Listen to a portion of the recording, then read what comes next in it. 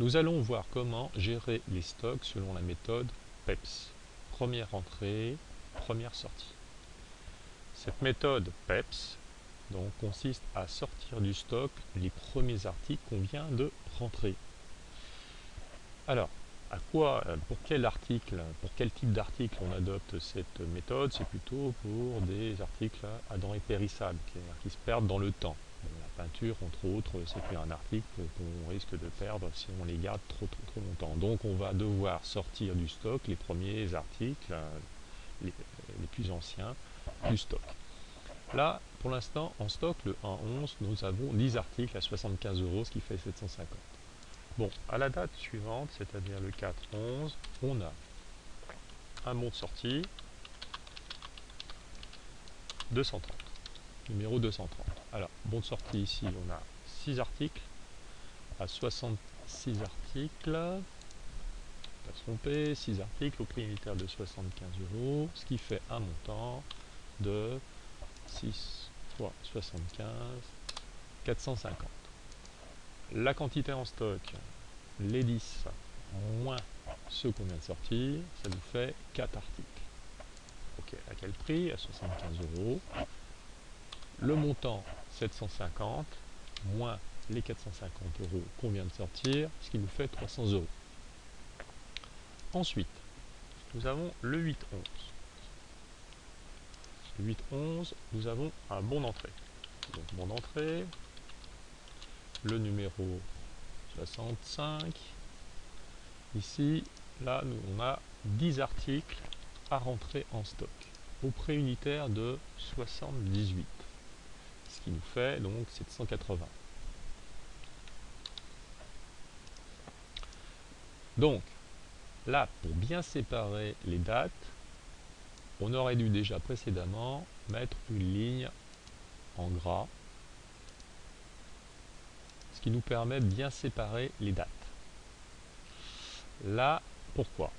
Parce que déjà, là, les 4 articles à 75 € qui fait 300 €, on va devoir les placer sur la ligne stock ici, hein, juste en dessous, à la date du 8-11, pour bien indiquer que les premiers articles qu'on a en stock, ce sont ceux à 75 €.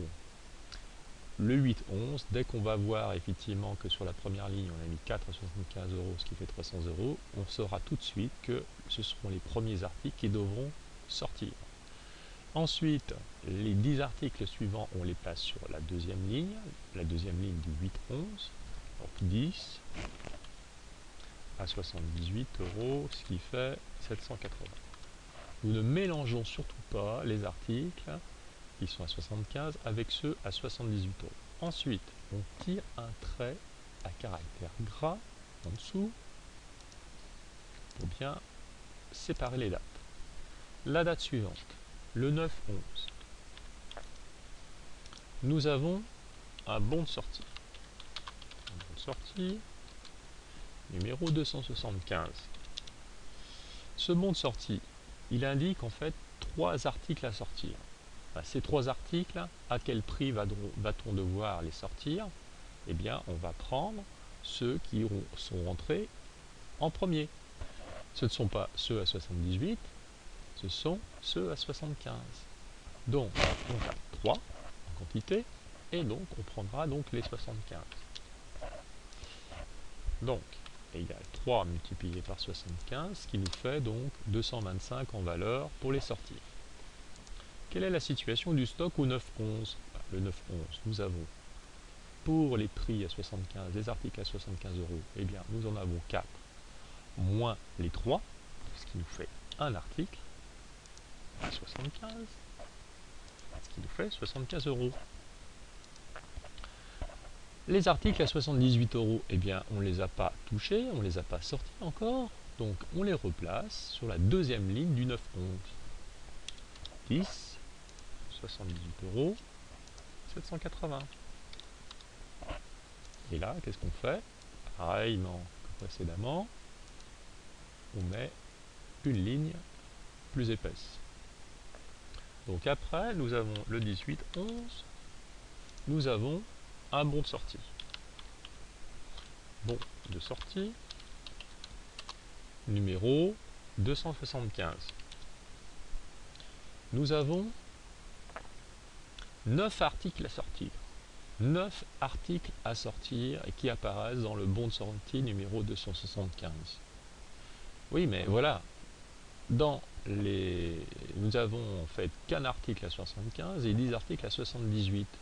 Eh bien, on va respecter la logique. On va d'abord sortir les premiers entrées, pour respecter la méthode de stock. Les premières entrées seront les premiers sortis.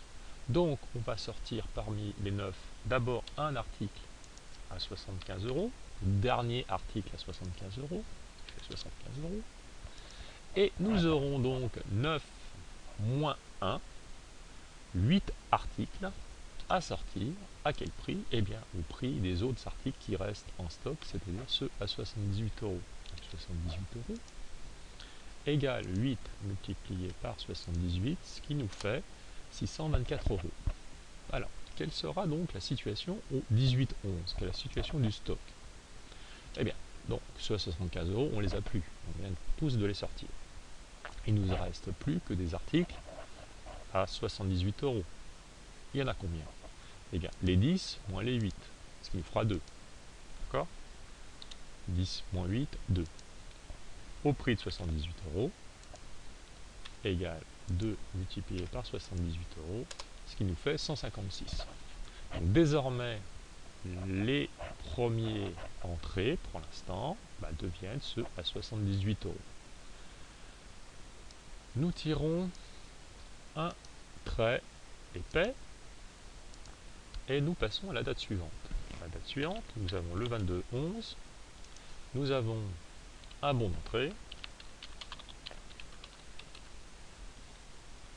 numéro 76, et ce bon d'entrée laisse apparaître 10 articles. À quel prix? Eh bien à 76 €. Ce qui fait donc en montant de 10 multiplié par 76, 760. Eh bien, quelle est la situation du stock? Eh bien, nous allons placer donc à la date du 22-11 d'abord quoi? Est-ce qu'on va placer ceux à 76 €? Non, on va d'abord placer ceux qu'on a en premier en stock, c'est-à-dire les 2 articles à 78 €. Ça fait 156. Et nous placerons donc sur une deuxième ligne, ça sera donc les deuxièmes entrées, les articles, les 10 articles à 76 €. 10 articles à 76, ce qui fait 760. Et nous tirons, on a terminé pour le 22-11, donc on tire un trait épais. Après le 22-11, nous avons le 25-11, un bon de sortie. Un bon de sortie. Bon de sortie numéro 333. Ce bon de sortie, eh bien, laisse apparaître 5 articles à sortir. Il y a 5 qui doivent sortir. Lesquels on va prendre en compte? Est-ce qu'on va prendre à 76? Est-ce qu'on va prendre à 78? On va en prendre d'abord ceux qui seront les premiers entrés en stock, les plus anciens, c'est-à-dire ceux à 78 €. Donc 2 à 78 €, 156. Donc on a liquidé du stock les 2 articles à 78 €. Nous avons donc 5 articles à sortir. Eh bien, il nous en manque donc 3. 5 moins 2, ce qui fait 3. À quel prix? Eh bien, au prix de 76 €. Donc, égale 3 multiplié par 76, ce qui fait 228. Qu'est-ce qui nous reste en stock? Nous n'avons plus les articles à 78 €, nous n'avons plus que les articles à 76 €. Donc, combien?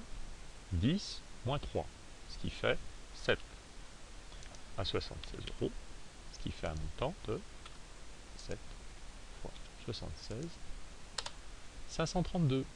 Nous tirons un trait épais. Et voilà, nous avons donc terminé la méthode du PEPS.